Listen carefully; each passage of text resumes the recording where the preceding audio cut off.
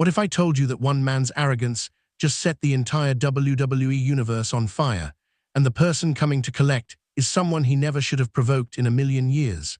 Welcome back to Wrestling Juice, and if you have been following Monday Night Raw lately, you already know that things have been heating up in ways that feel less like sports entertainment and more like a real-life war.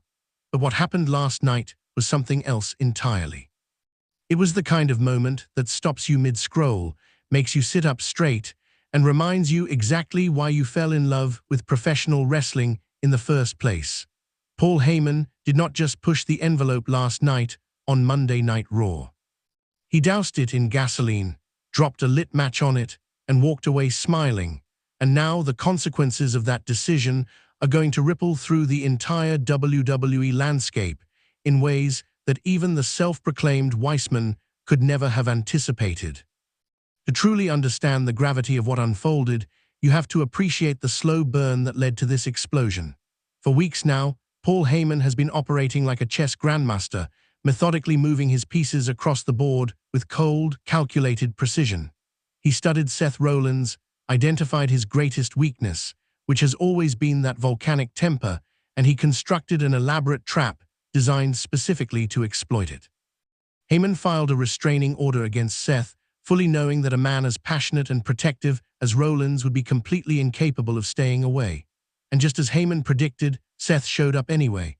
The moment Rollins stepped foot inside TD Garden, law enforcement was already waiting.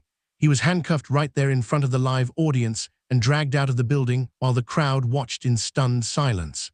From a purely tactical standpoint, it was a masterstroke.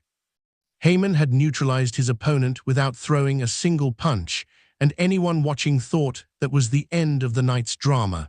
But Heyman, in his infinite arrogance, could not resist going further. With Seth Rollins physically removed from the building and completely powerless, Heyman grabbed a microphone and did something that crossed every conceivable line of decency. He began attacking Becky Lynch, not her character, not her in-ring ability, her family, her marriage, her daughter. He stood in the center of that ring with a smirk on his face and suggested that Becky would eventually leave Seth, that their daughter could be taken away from them, and that he himself would adopt the child. The words hung in the air like poison, and the entire arena seemed to hold its breath collectively. These were not the words of a heel playing a character. These felt personal, vicious, and deliberately cruel in a way that went beyond anything the storyline had called for up to that point. And that distinction matters enormously because of who was standing backstage listening to every single word. The production crew cut to a camera in the back corridor, and there she was, Becky Lynch, standing completely still in the shadows, her eyes fixed on a monitor, watching Heyman deliver his venomous monologue. The expression on her face was unlike anything you typically see from her.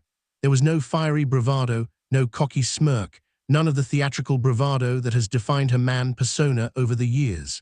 What the camera captured in that moment was something far more primal. It was disbelief, dissolving rapidly into a fury so pure and so cold that it was genuinely unsettling to watch.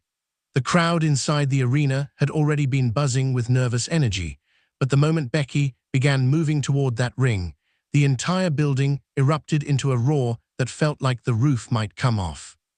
And here is what made her entrance so extraordinarily powerful. There was no music cue building suspense. There was no elaborate stage entrance with pyrotechnics and theatrics. She did not pause at the top of the ramp to soak in the adulation of the crowd the way she normally would. She simply moved, with the kind of purposeful, terrifying energy that you only ever see from someone who has gone to a place beyond performance, beyond character, beyond storyline. She moved like a woman on a mission that had nothing to do with championship gold and everything to do with defending something infinitely more important. She grabbed a camera from a nearby crew member, pulled it directly toward her face, and looked straight into the lens with an intensity that made the entire arena go completely silent. Her voice was low and controlled in a way that was somehow more frightening than screaming would have been. She addressed Heyman directly, telling him that he had wanted Seth Rollins, but that now he had her instead. She reminded him that unlike her husband, she does not feel compelled to follow the rules.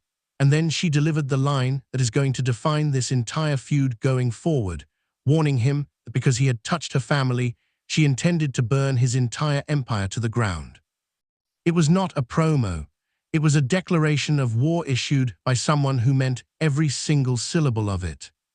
To fully appreciate why this moment landed with such seismic force, you need to understand the context of the relationship between Becky Lynch and Paul Heyman leading up to this night. Just weeks earlier, Heyman had actually attempted to recruit Becky into his faction known as the Vision, approaching her with his signature blend of flattery and manipulation and referring to himself as an adorable oracle. Becky had shut him down immediately and colorfully, calling him out with the kind of sharp, unfiltered language that has always made her one of the most compelling talkers in the entire industry. That exchange felt like a fun, spicy chapter in an ongoing rivalry. What happened last night felt like the beginning of something that goes far deeper than professional rivalry or competitive antagonism. Here is where the lines between story and reality become genuinely blurred in a way that makes this feud feel uniquely powerful. Seth Rollins and Becky Lynch are not just two wrestlers playing characters involved in a television storyline. They are a real couple who have built a real life together, and their daughter is a very real child who exists outside the world of professional wrestling entirely. The two of them recently launched a new coffee brand together called AMO, a project inspired by their family travels and the life they have built with their daughter. When Paul Heyman stood in that ring and invoked the image of that child being taken away from her parents, he was not attacking fictional characters. He was poking at something genuine and deeply human, and the audience felt that distinction immediately and viscerally. Becky Lynch is no longer approaching this situation as a performer looking for a compelling storyline to carry her into WrestleMania season. She is operating from a place of genuine emotional investment that is going to make her one of the most dangerous people on the entire roster. Heyman spent weeks believing that neutralizing Seth Rollins was the key to controlling the situation, and by every conventional strategic measure, handcuffing him and removing him from the building should have been checkmate.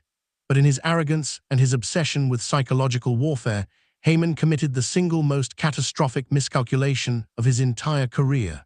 He forgot about Becky, or worse, he remembered her and underestimated her anyway. Either way, the Weissman has awakened something that he is entirely unprepared to deal with, and with WrestleMania on the horizon, Paul Heyman did not just sign his own death warrant last night. He hand-delivered it with a bow on top. Becky Lynch is coming, and she is bringing absolutely everything with her.